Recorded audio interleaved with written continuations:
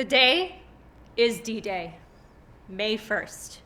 Picture it, National College Decision Day, where students have to make a choice about where they go and where their future will lead. This is a whole family decision. There are finances to consider, dreams to work out, colleges to visit. You and your student look ahead with wonder and some trepidation about what's next. That trepidation became turbocharged this year, a fight for survival. The pandemic wreaked havoc on all aspects of our lives, including college admissions. Selective colleges shut out thousands more qualified applicants. There were longer than ever college wait lists and an overall sense of unknown around personal safety. The effects of COVID-19 on kids and teens are too big for one TED Talk. They are individualized, multi-layered, and complex. Going through the college journey under these circumstances is less than ideal. From working on the ground with these young people, I can see the pressure in their tired eyes and in their parents' worried faces. You probably know a student who is struggling, or maybe you even have one at home. In October of 2021, the American Academy of Pediatrics, the American Academy of Child and Adolescent Psychiatry, and the Children's Hospital Association joined together to declare a national emergency in youth mental health. The college process only exacerbates these feelings of overwhelm and uncertainty. But there is hope. Despite not knowing how this pandemic will evolve, we can still make a pandemic-proof plan for the college journey for the brave enough to embark on it. Here is the plan. 1, fall in love with learning. 2, invest in learning. 3, fall in love with learning. So let's start with love. Writers first fall in love with reading. Later, they fall in love with creating stories. Scientists fall in love with chemistry or physics, microbiology. Educators fall in love with their students and the impact they can make on their lives. As a college admissions guide, it is my unique privilege to witness how students fall in love with the college of their dreams and then go forth with the goal of keeping that love front and center. It wasn't so long ago, or maybe it was, that I was in their shoes.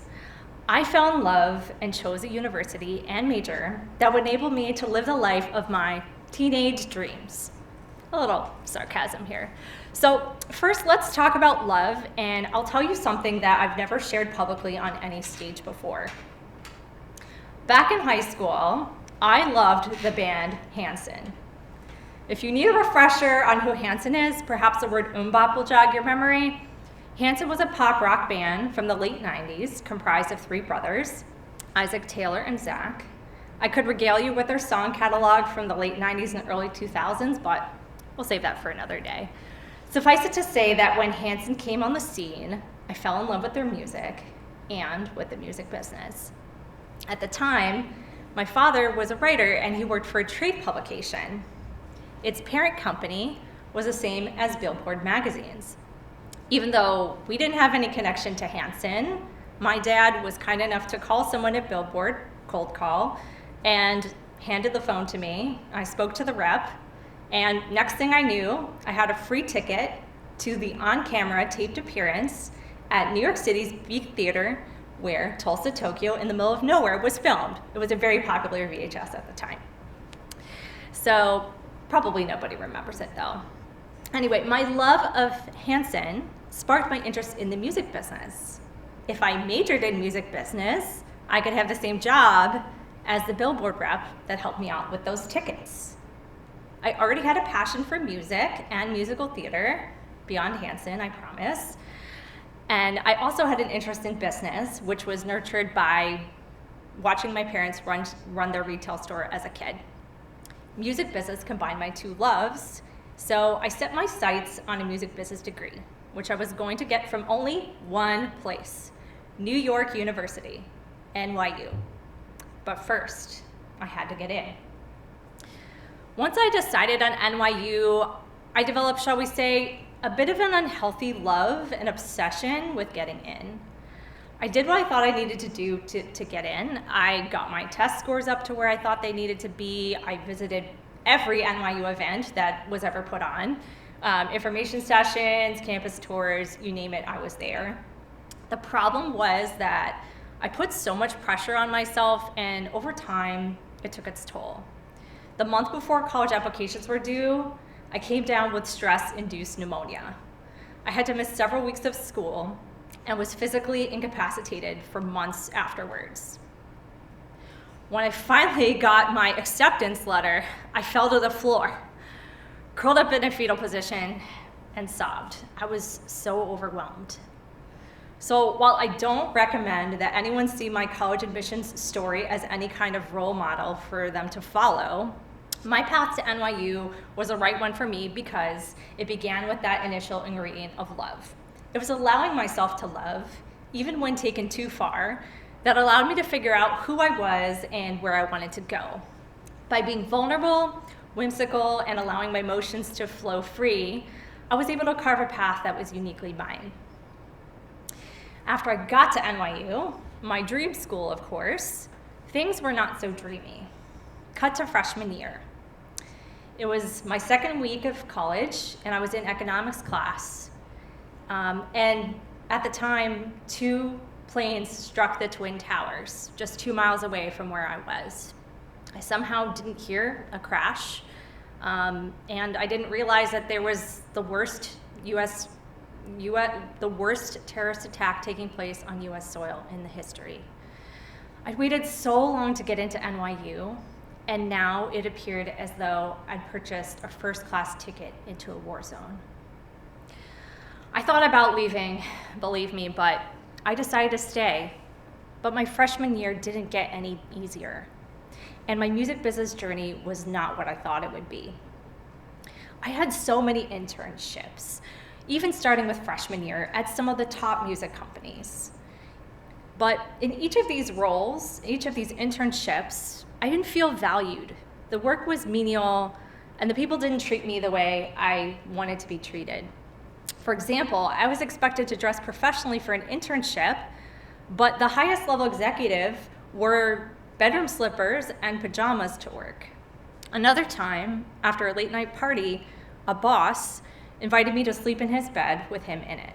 Nope, this was not my scene. Despite the love I led with to get to where I was going, I wondered, what am I doing here, and why does this even matter? That's where we get into learning and investing yourself in learning. So love put me on the right path. It led me to my larger purpose. Despite the challenging start I had at NYU, I was able to create brightness and hope from seeking out opportunities to learn. In sophomore year, I joined the Music Business Program's Student Ambassador Board. Through this opportunity, I worked with faculty, organized concerts, and was a voice for the student body. As part of the board, I was able to improve life for music business majors, and my life got better too.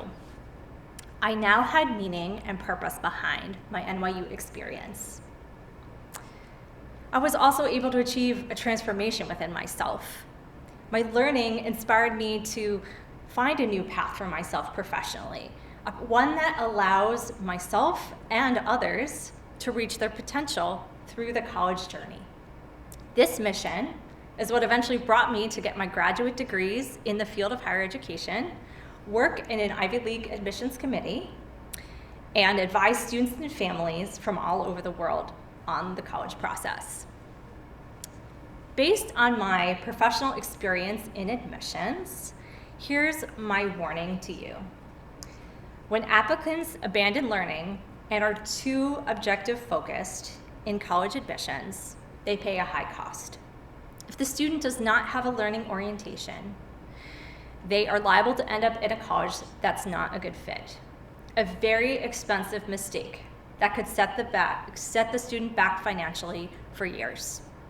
As of November of 2021, 43.2 million student borrowers are in debt by an average of $39,000 each. That's enough debt to prevent someone from starting a family, from buying a house or saving for retirement. Yet, the financial cost is not the only cost. That student is likely to experience alienation and disorientation as a result of not aligning their intentions with their actions. In 2020, the CDC surveyed the mental health of young people ages 18 to 25. Among this age group, 1 in 4 had seriously considered suicide. The struggles at this age are so deep and so raw that some just think it's worth giving everything up.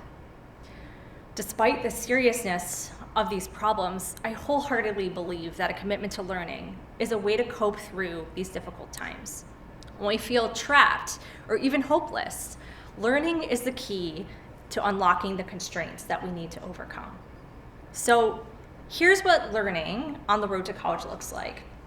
Students wholeheartedly embrace and double down on what brings them joy. Rather than try to check off a million boxes and have the perfect, well-rounded college application, these students focus on the following things.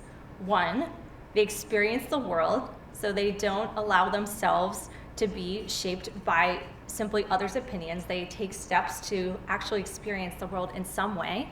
Secondly, they develop expertise. So they get curious about what's happening in the world, and then they decide to dive into something more deeply. And finally, they seek out opportunities to make an exponential impact. So a positive return for many other people other than just that student. These students are making a difference in the lives not only for themselves, but for others. They're in touch with who they are and what they want, at least in that moment. They go big in the direction of their dreams, but only because their desires come from within. One of those students is named Mike. Mike took an audacious step on the college journey. He wrote a book, and he published it on Amazon. But before that, Mike was just a kid who loved writing. He kept an active blog just for fun. He enjoyed skateboarding, playing in a band, kid stuff. Mike wasn't constantly stressing about having the right clubs or having a perfect GPA. He was simply living life and trying to figure things out, like most of us.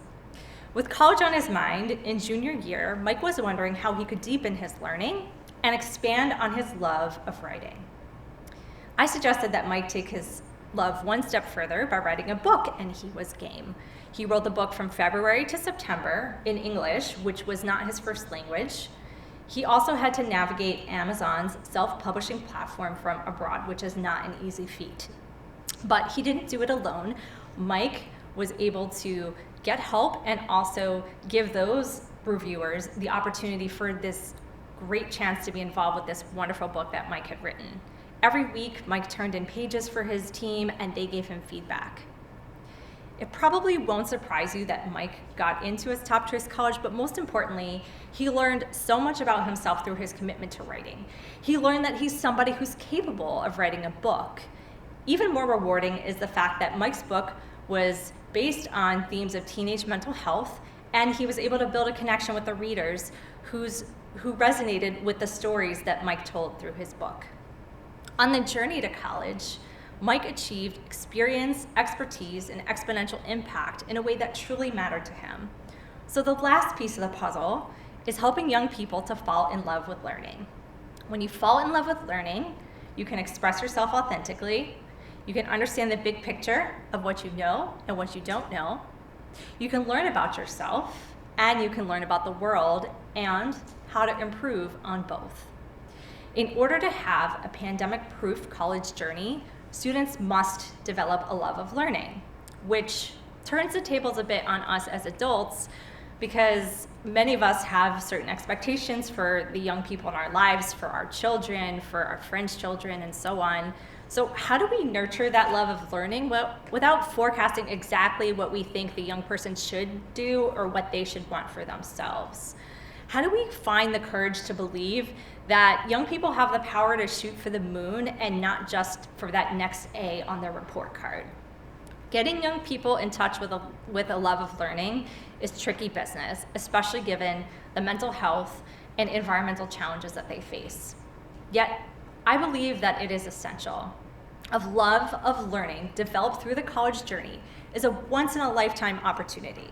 It's a chance to be introspective and intentional for arguably one of the most important decisions in their young lives. That's why falling in love, investing in learning, and falling in love with learning on the road to college are not whimsical or ill-advised plans. These are the necessary and urgent steps to make sure that the young person in your life makes a college decision that is the right one for them. Ultimately, this pandemic-proof plan for the college journey is about empowering young people to change the world for the better. It's about changing the world for the better no matter what is happening in the world. So here's our job, as I understand it. Give young people the space to fall in love, provide them with opportunities to learn, and support them to develop a love of learning. Ultimately, it's that simple. For the students that I work with, my mission is about so much more than helping people to get into their dream college. It's about helping them to discover who they truly are and what they're capable of.